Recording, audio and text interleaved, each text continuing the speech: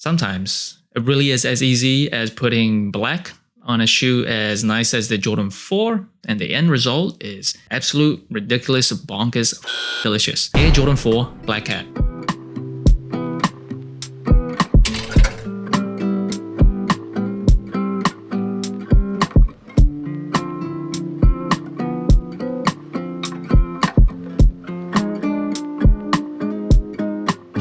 And the shoe is dropping on November 28th for $225. It originally dropped in 2006, came back in 2020, so it hasn't been too long since we've seen this colorway. And if you didn't know, Black Cat is one of Michael Jordan's many nicknames, like Jesus, His Airness, Air Jordan, of course. In some other countries, they have like bonkers nicknames for Michael Jordan. I believe one of them in China is just like God, like they straight up call him God. But Black Cat, it is for this shoe. And first impressions of the Jordan 4 Black Cat.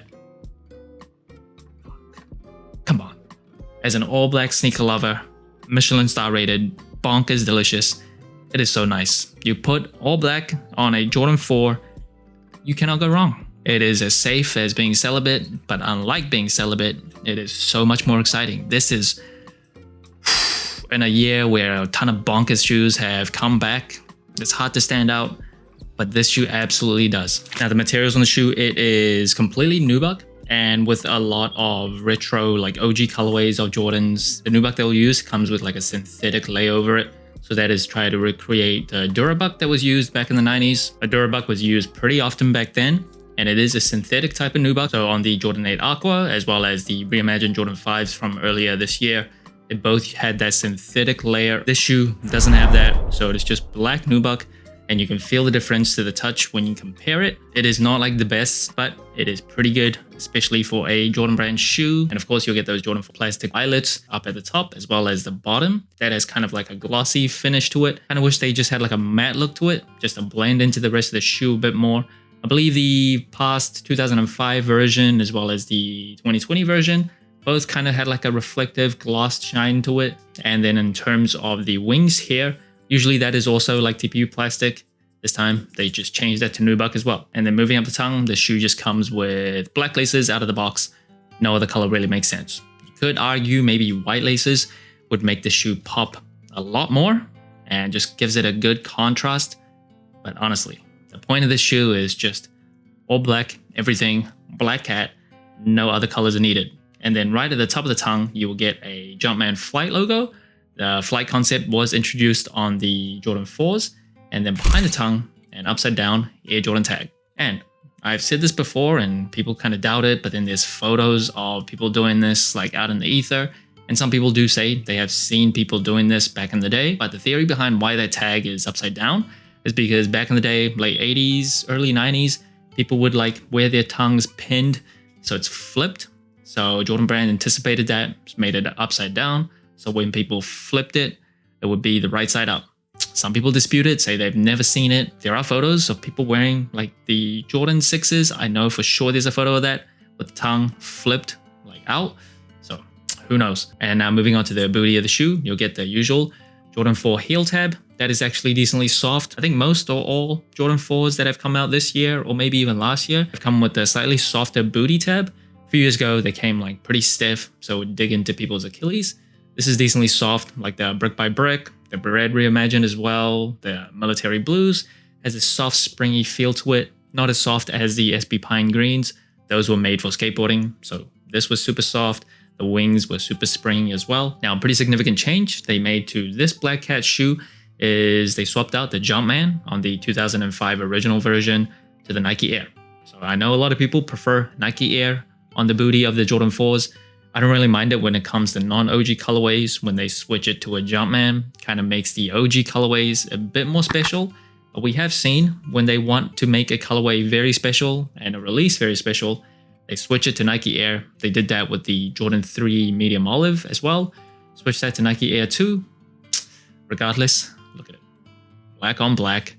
Absolutely beautiful. And in terms of the cushioning, the Jordan 4 does come with a polyurethane midsole with a visible Nike Air unit on the heel, of course, as well as one on the forefoot. And on the outsole, another thing they changed from the past retros of this shoe is they swapped the Jumpman here to Nike. So trying to make the specs like an OG release, white Nike branding, so it really pops on the outsole here, but it doesn't disrupt the monochromatic look of the upper. And of course, you just get the usual herringbone traction on a Jordan 4. And in terms of the insole, a black insole, slightly disappointing though.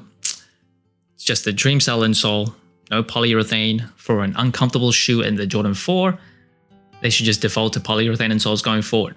Just adds a little bit more comfort, but Dreamcell it is. And the box of the shoe, staying very on theme, all black with the Flight logo on the lid. Nothing too much going on inside, just white paper. And in terms of sizing and comfort, I am a wide and flat footer for Jordan 4s. Recent ones from like the past 2 years, I've just gone true to size. I think they have solved the pinky toe strangling problem they had a few years before that, where it would come super tight. Recently, gone true to size, no real issues in that part of the shoe. However, the cushioning can come still pretty stiff, especially out of the box. For people with flat feet, the arch area might feel a little tight, a little sore when you're first breaking the shoe in. So you could go up half a size if you have wide and flat feet. I have done that, and there's just too much heel slippage. So I still go true to size. Jordan 4 has never been the most comfortable shoe. It just feels kind of stiff, kind of like a box. It's just not the greatest. It's probably the most uncomfortable shoe, like generally, from Jordan 1 to 14. And that brings the total sole score of the Jordan 4 Black Cat to 31 out of 40. Pretty high score compared to other general releases. Now first, it is colorway. 10 out of 10. As a black sneaker lover, you put this color on a sneaker, on a Jordan 4 nonetheless, it's gonna be perfect. 10 out of 10, delicious, Michelin 3-star rated, I don't give a It is great. And in terms of materials, I think it is decent nubuck. It is not like the most premium or anything, but it is pretty good. And in terms of the comfort, this is where for the sole score, Jordan 4s are always going to suffer unless it's like a surprise, like the Pine Greens, which is an SB shoe. It just is not very comfortable. It is just so stiff underfoot. It is heavy. It is boxy.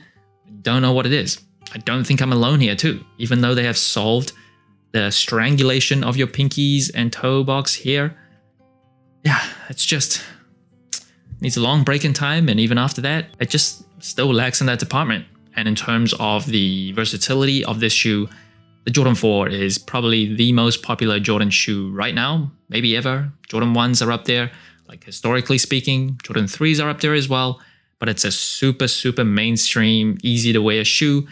In terms of the colorway, I always think an all-white shoe is probably going to be a bit more wearable to a wider audience than an all-black shoe. Still, an all-black shoe, you can't really go too wrong with that. I think overall this is a very versatile sneaker. Now today's throwback of the day, speaking of all-black sneakers, it's also kind of timely with the recent release of the Jordan 10 Shadow. It is another Jordan 10. It is the Jordan 10 New York City from the 2016 City Pack. So 8 colorways dropped, each representing a city. If you remember when the Jordan 10s first released, there were a bunch of city edition colorways, and in 2016 they came with a bunch more, not exactly the same cities, but New York City was one of them, with an all-black sleek look with the NYC replacing the 45 that MJ had on his PEs of the Jordan 10 Shadows, but in the same font. And New York City being my favorite city in the world, I love this shoe.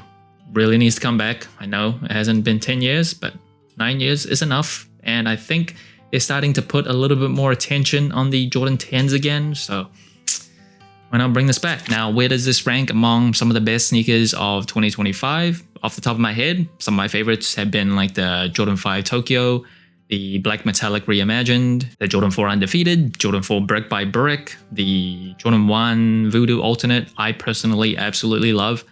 Where does this rank among all of them? Ooh, I'm a sucker for Jordan 5s, so it's kind of hard to beat. Jordan 5 Grape and Fire Red, can't forget those two, so you'll have to wait for my top 10 sneakers of the year in December. So that's it. Thanks for watching. Sole Inclined. Let me know what you think of the Air Jordan 4 Black Cat. Like, subscribe, comment, all the good stuff. And remember, tomorrow may never come, so wear your shoes.